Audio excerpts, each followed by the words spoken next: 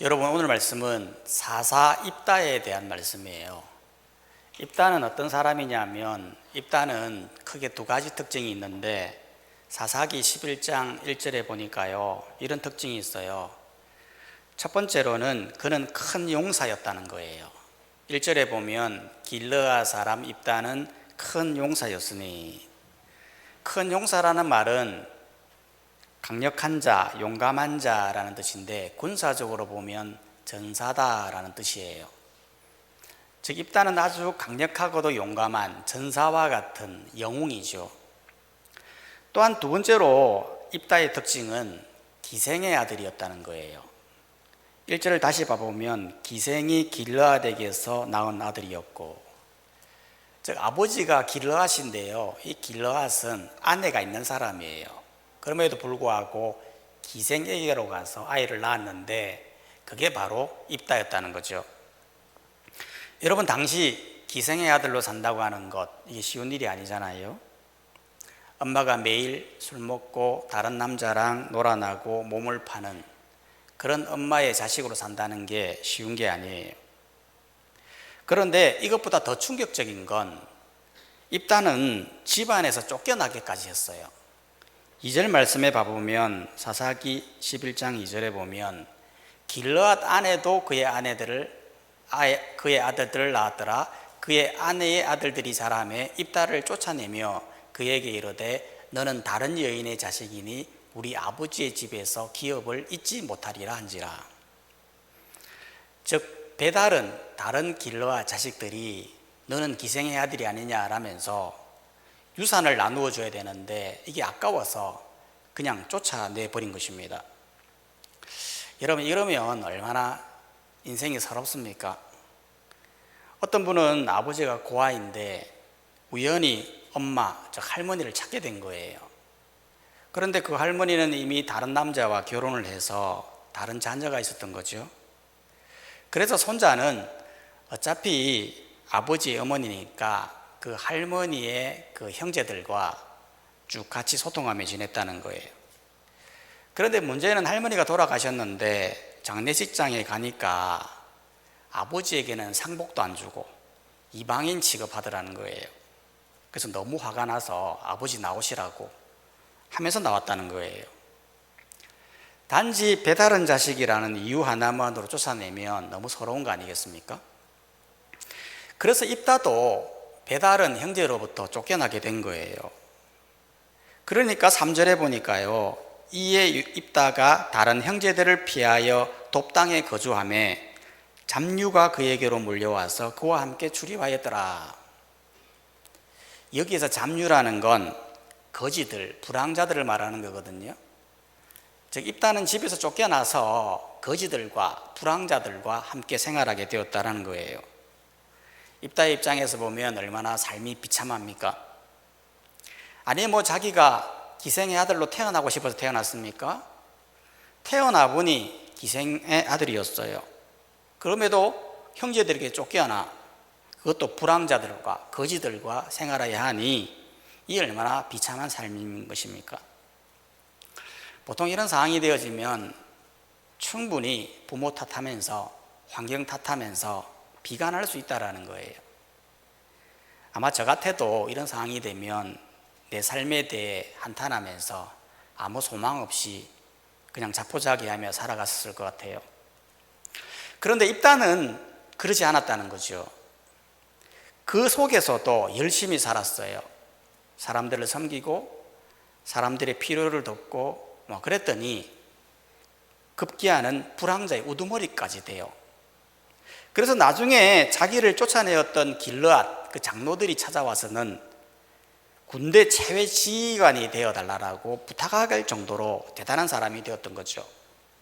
실제로 4절 말씀해 보면, 사사기 11장 4절에 보면 얼마 후에 암몬 자손이 이스라엘을 치려하니라. 암몬 자손이 이스라엘을 치려할 때에 길르앗 장로들이 입다를 데리오려고 돕당에 가서 입다에게 이르되 우리가 암몬 자손과 싸우려 하니 당신은 와서 우리의 장관이 되라 하니. 이걸 보면 인생이라는 게 환경이 아니다라는 걸 보여주는 거예요. 여러분, 사람들은 내 인생이 이렇게 된 거 환경 탓을 참 많이 하거든요. 내가 부모를 잘못 만나서, 내가 남편을 잘못 만나서, 내가 이런 직장에 들어와서, 내가 이런 일들 때문에 이렇게 되었다라면서 그냥 환경 탓을 하며 될 대로 되자 하면서 억지로 살게 된다는 거예요. 물론 사람은 환경의 지배를 받는 건 맞아요. 좋은 환경 만들어주는 거 굉장히 중요하죠. 하지만 그게 절대적인 법칙은 아니에요. 여러분, 실제로 아무리 환경이 어려워도요, 될 사람은 돼요. 여러분, 그렇지 않습니까? 환경보다 더 중요한 게 바로 그 사람 자체라는 거예요. 그 사람이 가지고 있는 이 내면의 강함, 이게 더 중요한 거예요. 여러분, 내면이 강한 사람은요, 결코 어떤 어려운 환경도 끈기와 노력으로 환경을 극복하더라는 거죠. 실제로 요셉도 한번 봐보십시오. 그의 어려운 인생, 얼마나 어려운 인생이었습니까? 물론 태어날 때는 유복한 환경에서 태어났어요. 12명의 아들의 막내로 귀여움을 독차지하는 그런 환경이었죠. 그런데 형제들의 시기로 죽을 뻔하죠. 형제들에 의해서 집에 쫓겨나 종으로 팔리죠. 또한 누명을 쓰죠. 감옥에 갇히죠. 충분히 환경을 보면 절망스러운 상황이라는 거예요. 그런데 요셉에게는 다른 사람에게 없는 강력한 신앙적 내면이 있었어요. 그러니 환경이 아무리 어렵다 할지라도 신앙의 내면으로 그걸 극복하고 결국에는 총리로 하나님께 크게 쓰임 받더라는 거죠. 그렇기 때문에 우리는 자꾸 환경 탓, 환경으로 내몰지 말고 이 환경을 어떻게 극복해야 할지를 신앙적 내면으로 세상을 바라보고 극복하는 우리가 되어야 한다는 거예요. 이렇게 있다가야 길르앗 장로들의 초청을 받아서 군대 지휘관이 되었거든요. 그런데 문제는 이제 암몬이라고 하는 나라와 전쟁을 하게 되었는데 갑자기 있다가요 소원 기도를 하게 돼요. 그런데 이 소원 기도를 보면 너무 얼토당토 않는 기도를 하는 것을 보게 되거든요. 30절 말씀을 봐보면 사사기 11장 30절에서 31절을 보면 그가 여호와께 소원하여 이르되 주께서 가연 암몬 자손을 내 손에 넘겨주시면 내가 암몬 자손에게서 평안히 돌아올 때에 누구든지 내 집문에서 나와서 나를 영접하는 그는 여호와께 돌릴 것이니 내가 그를 번제물로 드리겠나이다 하니라. 즉 입다가 소원 기도를 한 거예요. 근데 이 기도가 정말 말도 안 되는 기도잖아요. 왜냐하면 암몬과의 전쟁에서 이기게 해주시면 내 집 문 앞에 나오는 그를 인신제사, 즉 번제로 드리겠다.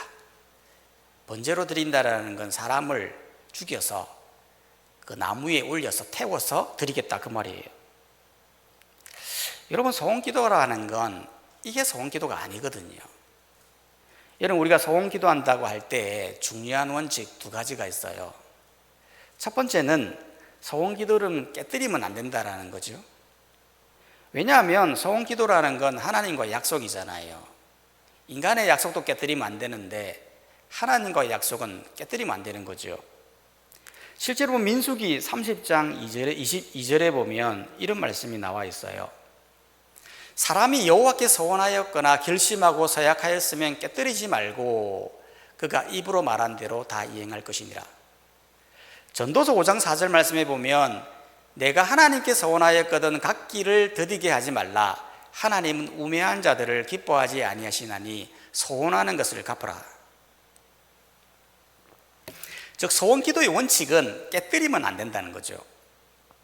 그렇기 때문에 소원기도할 때 참으로 신중해야 돼요. 막 한다고 해서 되는 게 아니에요. 소원기도할 때는 분명한 동기가 있어야 돼요. 크게 두 가지인데 첫 번째는 하나님의 특별한 은혜와 도움을 받기를 원할 때 그때 기도하는 거예요. 즉 도저히 내 힘으로 안 될 때 하나님의 큰 역사를 바랄 때 기도하는 거예요. 실제로 한나가 그랬지 않습니까? 한나는 도저히 자기 힘으로 아이를 낳을 수 없다라고 판단하고 하나님께 소원했던 거예요. 하나님 만약 나에게 아들을 주시면 평생 이 아이를 여호와께 드리고 삭도를 머리에 대지 않겠나이다 라고 했더니 하나님께 태문을 그때에서야 열어주셨어요. 두 번째로 소원기도는 특별한 헌신을 표할 때 하는 거예요. 내가 주님을 위해서 이렇게 헌신하겠습니다. 예를 들어 저는 평생 목회자로 살겠습니다. 평생 선교사로 살겠습니다. 평생 구역장으로 집사로 영혼을 돌보는 사람이 되겠습니다 라고 헌신을 표할 때에 소원한다라는 거예요. 하지만 소원이라는 건 어떤 딜이 아니에요. 우리가 소원 기도할 때 보면 마치 딜을 하는 것처럼 하나님께 기도하는 경우가 있어요. 마치 하나님께 내가 큰 것을 드려야 하나님께서 들어주실 것이다 라고 생각하는 딜 형식의 기도로 이해한다는 거예요. 예를 들어 우리 자녀를 위해서 기도할 때 하나님 만약 우리 아이가 서울대를 가게 해주시면 내가 평생 새벽기도 가겠습니다 라고 기도한다거나 이번에 이 아파트만 당첨하게 해주면 내가 평생 교회 봉사하겠습니다 라는 형태의 딜로 기도한다는 거예요. 어떤 분은 고스톱을 치다가 갑자기 교회에서 성가복이 필요하다는 주일 설교 말씀이 생각이 난 거예요. 그러다가 고스톱을 치다가 속으로 하나님 만약 이번만 따게 해주시면 성가복 사는데 헌금하겠습니다. 그렇게 했거든요. 실제로 어떻게 되었을까요? 실제로 30만 원을 딴 거예요. 그래서 약속한 거 지켜야 된다라고 해서 헌금을 했죠. 그 사람이 누군지 아세요? 저희 집 장인어른. 20년 전 믿음 없을 때. 소원 기도라는 건 이런 게 기도가 아니에요. 동기가 중요한 거예요. 여러분, 입단은 동기를 보면 굉장히 잘못되었어요. 왜냐하면 전쟁에서 이기면 내가 이렇게 하겠다라는 부분은 어떻게 보면 소원의 형태가 맞아요. 그런데 문제는 사람을 태워서 드리겠다? 이거는 전혀 성경적이지 않다는 거예요. 왜냐하면 여러분, 하나님은 사람을 불러 태워서 드리는 이 인신제사를 너무너무 싫어하셨다는 거예요. 레위기 18장 21절에 보면 이런 말씀이 있어요. 너는 결탄코 자녀를 몰래에게 주어 불로 통과하게 함으로 내 하나님 이름을 욕되게 하지 말라. 나는 여호와이니라. 인신제사 자체를 하나님이 너무너무 싫어하는 거예요. 그런데도 왜 입다는 이런 행위를 했던 걸까요? 다 이방의 영향인 거죠. 즉 거지들, 불황자들과 너무나 오래 살다 보니까 이방의 잘못된 풍습을 받아들이게 된 거예요. 실제로 당시 인신제사는 고대에서 팽배해진 하나의 제사 제도예요. 실제로 땅을 파보면 그렇게 불에 태워서 죽이진 채로 있는 사람들이 많다는 거예요. 이건 인도에서도요, 불과 100년 전만 해도 행했던 하나의 제사예요. 실제로 어떤 사건이 있었냐면 여자가 성추행을 당했거든요. 그래서 그 범인을 잡았어요. 그러면 그 범인을 추궁하고 벌을 내려야 되잖아요. 그런데도 그 집안에서는 성추행을 당한 그 여자가 정절을 지키지 못했다는 이유로 너 명예롭게 죽어라 라고 해가지고 여자를 실제로 나무에다가 매달아 불을 피워서 죽였다는 거예요. 정말 말도 안 되는 일들을 오늘날에도 자행하고 있다는 거예요. 이걸 바로 입다가 하고 있다는 거죠. 결국 어떻게 되었을까요? 표면적으로 보면요, 이 입다의 소원기도가 통한 것처럼 보여요. 32절에 보면 이에 입다가 암몬 자손에게 이르러 그들과 싸우더니 여호와께서 그들을 그의 손에 넘겨주심에 암몬 자손이 이스라엘 자손 앞에 항복하였더라. 즉 이스라엘이 암몬을 이기게 되었다는 거예요. 그러면 입다가 소원기도에서 이겼구나 라고 생각할 수 있다는 거예요. 충분히 그런데 그게 아니었다는 거죠. 표면적으로 보면 사사 입다가 암몬을 소원기도에서 이긴 것 같지만 실제로는 그런 게 아니라 원래 하나님의 계획이 이스라엘을 이기게 하는 게 원래 하나님의 계획이었어요. 왜냐하면 여러분 사사기가 그런 거지 않습니까? 사사기의 내용이 뭐냐 하면 죄의 악순환이거든요. 하나님은 이방 민족을 들어서 치게 하시고 그러면 이스라엘이 회개하고 살려달라고 부르짖으면 다시 사사를 들어서 구원하시고 또 망각해서 죄를 지으면 또 이방 민족을 들어서 치시고 계속 무한반복으로 이어진 것이 사사기의 모습이거든요. 지금도 마찬가지라는 거예요. 지금 사사기 10장에 보면 이스라엘이 각종 우상을 섬기고 범죄하니까 하나님께서 암몬을 들어서 치신 거예요. 그래서 백성들이 회개하고 살려달라고 부르짖으니까 그때 사사입다를 들어서 구원하려고 하는 하나님의 큰 그림에 의해서 이거를 살렸던 거지, 입다의 소원기도 때문에 된 것이 아니라는 거예요. 그런데 입다는 이거를 전혀 몰랐던 거죠. 오로지 자신의 소원기도 때문에 이루어졌다라고 생각하고 너무 기뻐서 예루살렘으로, 이스라엘로 입성하고 있었던 겁니다. 그런데 놀라운 일이 벌어지죠. 누가 제일 먼저 마중을 나오게 되는 겁니까? 34절 말씀을 보니까 입다가 미스바에 있는 자기 집에 이를 때에 보라, 그의 딸이 소고를 잡고 춤추며 나와서 영접하니 이는 그의 무남동녀나. 여러분, 이건 정말로 끔찍하기, 생각하기 싫은 상황 아니겠습니까? 다른 사람도 아니고 자기가 사랑하는 딸이에요. 그것도 무남동녀, 자식이라도 많으면 모를까 유일하게 있는 딸 한 명, 그 딸이 나오는데 그것도 춤을 추면서 소고를 치고, 그 모습을 본 아버지의 마음이 어떻을까요?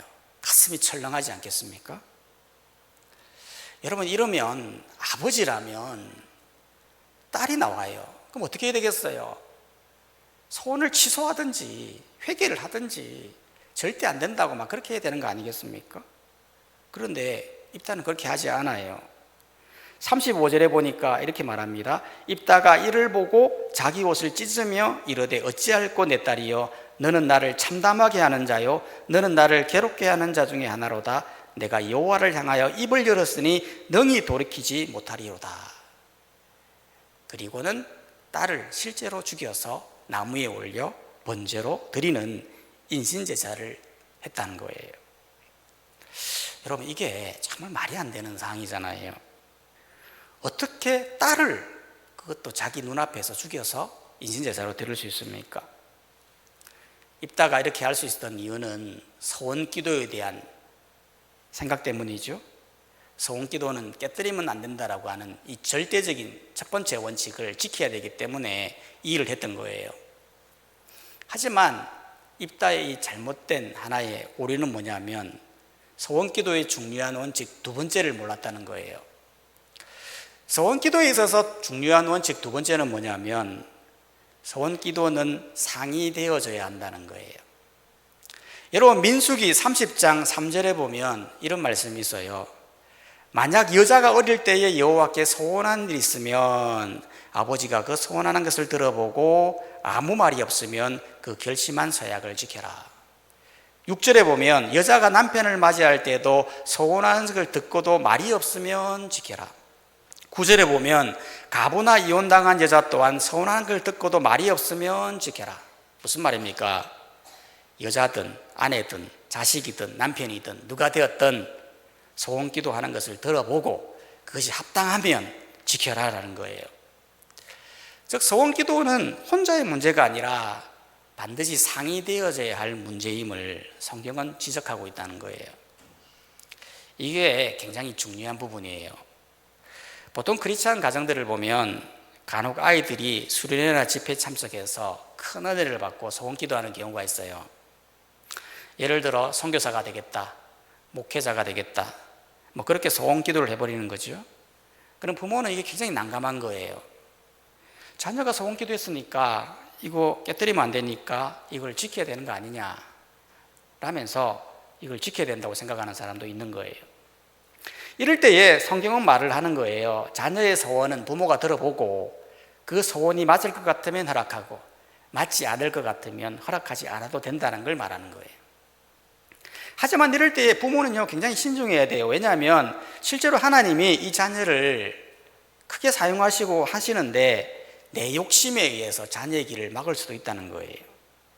그렇기 때문에 이런 이야기를 들었을 때에는 진짜 기도하면서 신중하게 결정을 해야 된다는 거죠.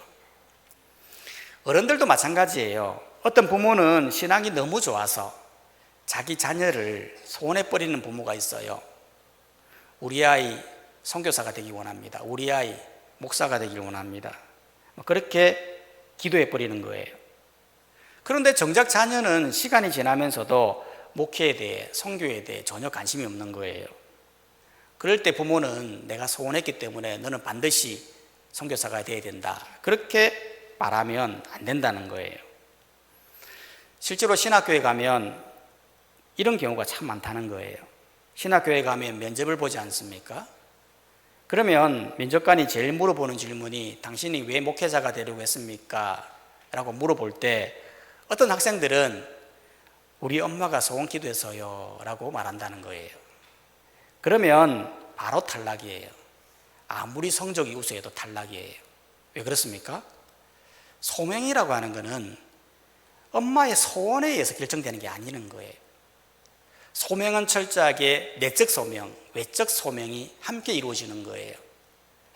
즉 외적으로도 사람들이 인정해 줘야 돼요. 그래, 너 목회도 되겠다, 선교사 가도 되겠다. 외적으로 인정이 되는가 동시에 내적으로도 부르심이 있어야 된다는 거예요. 즉 하나님과의 1:1 만남을 통해 하나님의 부르심에 소명이 있어야 된다는 거죠. 그렇기 때문에 만약 진짜 하나님께서 이 아들을 목회자로 부르셨다면 굳이 엄마가 소원 얘기 안 해도 하나님이 다 부르시는 거예요. 입다는 이걸 몰랐던 거죠. 그래서 사랑하는 딸을 번제물로 드리는 엄청난 실수를 저질렀던 겁니다. 그렇기 때문에 우리도 마찬가지라는 거예요. 여러분, 하나님과의 기도는 딜이 아니에요. 하나님 내게 주시면 내가 이거 하겠다라고 하는 그런 것으로 하나님을 잘못 이해하면 안 돼요. 신앙생활의 핵심은 결국 하나님 은혜에 감사해서 기도하는 것이고, 우리의 구함은 동기가 분명해야 돼요. 하나님 나라와 영광을 위해서 구하는 것이고, 구하는 동기는 순수해야 함을 잊지 말아야 된다는 거예요. 우리가 이 사실을 잘 알고 앞으로 기도하실 때 바른 기도 잘 감당하셔서 하나님께 영광을 돌리는 삶을 살아가는 우리 모든 성도님들 되시기를 주의 이름으로 축원합니다. 다 함께 말씀을 생각하시면서 한번 기도했으면 좋겠습니다. 오늘 말씀 가운데 기도에 대한 내용입니다. 우리가 지금 무슨 기도를 하고 있는지, 어떤 기도를 하고 있는지, 하나님 앞에서 온전하게 순수한 동기로 기도하고 있는지 우리 자신을 돌아보면서 바른 기도 감당하는 제가 되게 하여 주시고, 우리 삶 가운데 기도의 삶을 잘 이어가는 저희가 되게 하여 주시옵소서. 함께 말씀을 생각하시면서 통성으로 기도